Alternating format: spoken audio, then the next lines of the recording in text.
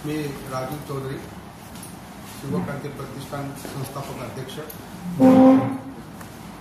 आज आपण ठाणे येथे पत्रकार परिषद आयोजित केली, त्यामध्ये सर्व पत्रकार बंधूंचे आपण आभार व्यक्त करतो। आपल्या सर्वांना माहिती की ठाणे जिल्ह्यामध्ये भिवंडी तालुक्यातील मारडेपाडा या गावी शिवक्रांती प्रतिष्ठान ट्रस्टच्या माध्यमातून छत्रपती शिवरायांचं पहिलं मंदिर, महाराष्ट्रातील हे पहिलं मंदिर बनलेलं आहे। येत्या 14 तारखेला या मंदिराचा लोकार्पण सोहळा आपण आयोजित केलेला आहे।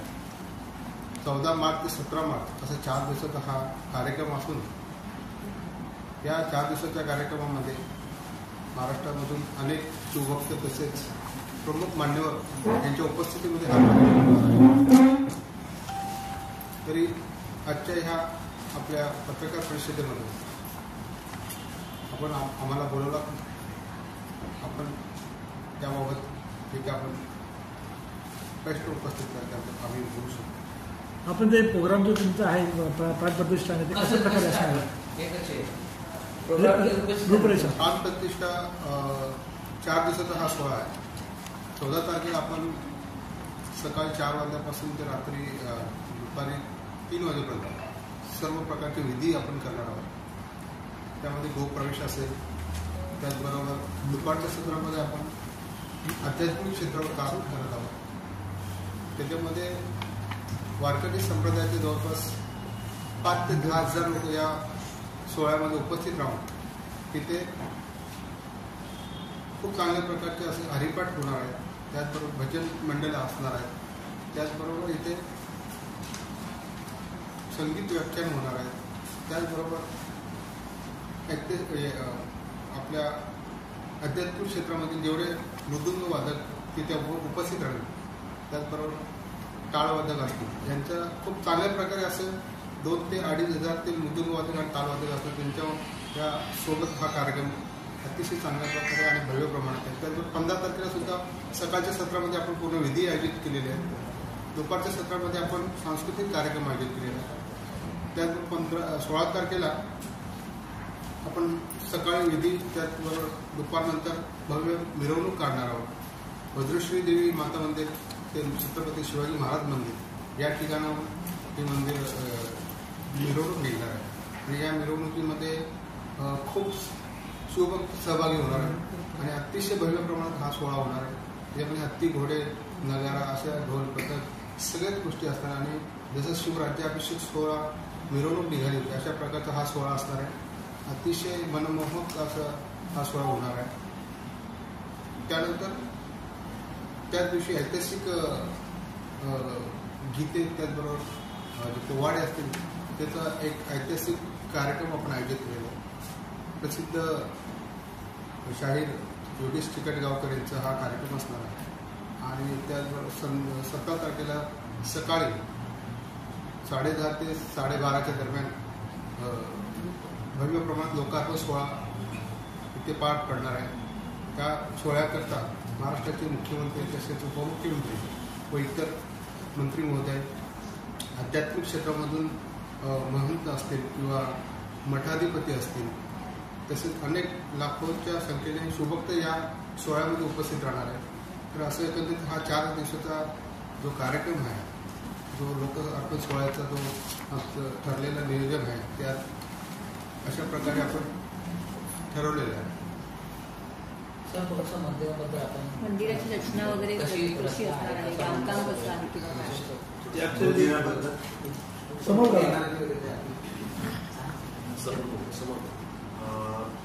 छत्रपती शिवाजी महाराज मंदिर रूपी शक्तीपीठ, तर याची रचना अशी आहे की याचं स्वरूप गड किल्ल्यांच्या धर्तीवर केलेलं आहे, ज्यामध्ये मुख्य प्रवेशद्वार, महाद्वार किंवा दिंडी दरवाजा म्हणून चारी बाजूला सभोवती भव्य तटबंदी आहे।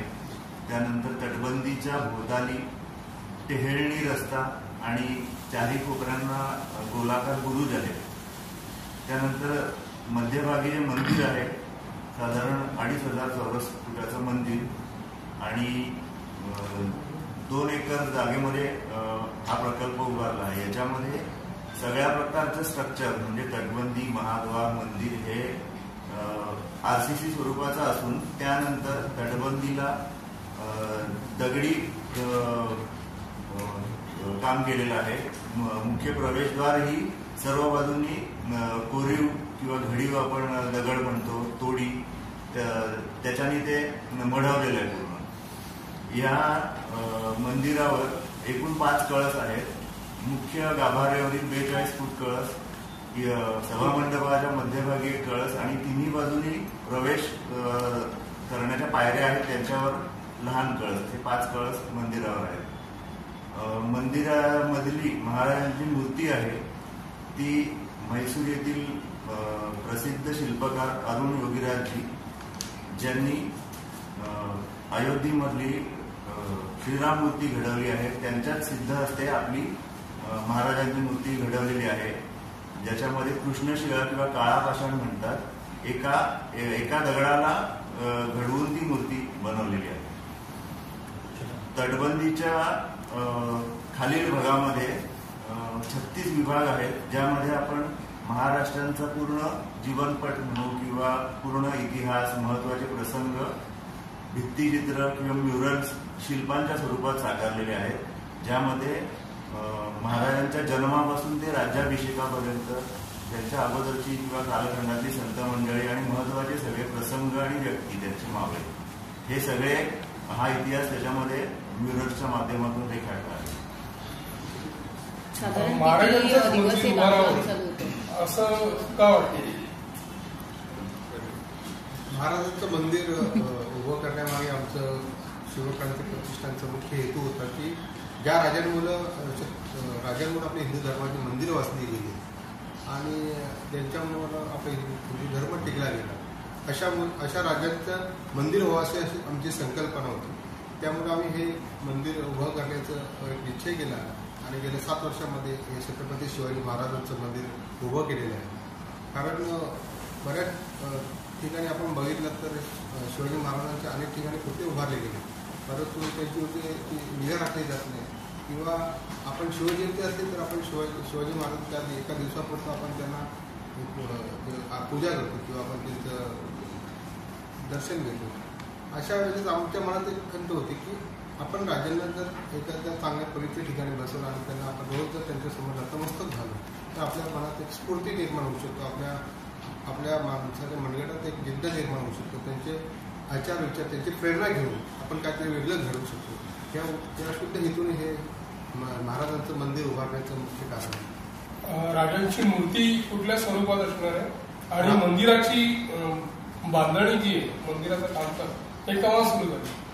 मंदिराचं भूमिपूजन आहे ते 4/5/2018 रोजी त्यावेळेस तत्कालीन पालकमंत्री तथा नगरविकास मंत्री एकनाथ शिंदे सर यांच्या शुभ हस्ते झालं होतं.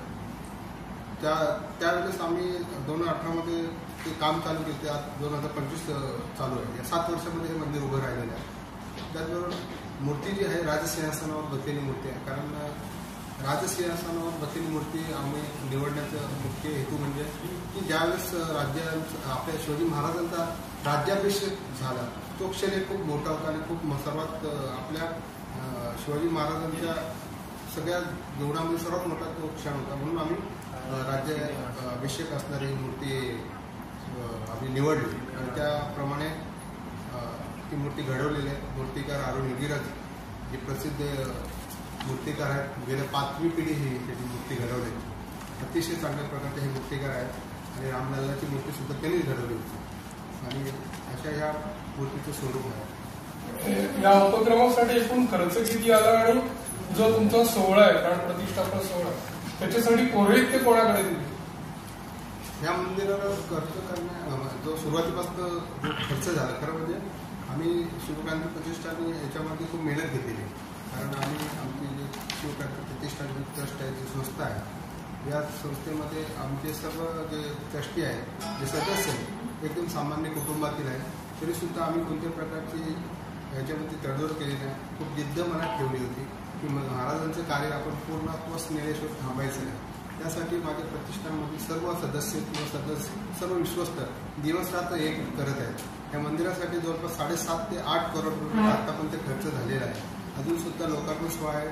तर आमचा म्हणजे 8.5-9 CR हा खर्च झाला आणि एकंदरीत ह्यासाठी आम्ही कुठे थांबलो नाही आणि महाराजांचं कार्य कुठे थांबून दिलेलं आहे. तर एकंदरीत हे जे कार्य झालेलं आहे ते आपण खरोखर तिथे आल्यानंतर समजेल की आम्ही त्या ठिकाणी कार्य केले. शिवाजी महाराजांचं मंदिर जे शक्तीपीठ निर्माण केलेलं आहे तिथे तुम्ही आल्यानंतर तुम्हाला समजेल की ह्या अशा दुर्गम भागात एवढं मोठं शिवकार्य घडलेलं आहे. तुम्हाला एक म्हणजे आश्चर्यचकित वाटेल की अशा ठिकाणी एवढं मोठं शिवकार्य घडलेलं आहे तर ते खूप वाखण्याजोगं आहे. मूर्तीची उंची 6.5 फूट आहे, म्हणजे सिंहासनासकट मूर्तीची उंची 6.5 फूट आहे आणि रुंदी 4 फूट आणि तिची डेप्थ आहे पुढून मागेपर्यंत ती पण 4 फूट आहे. मोनोलिथिक म्हणतात ज्याला, एका दगडाला घडवून मूर्ती घडलेली आहे. ओके.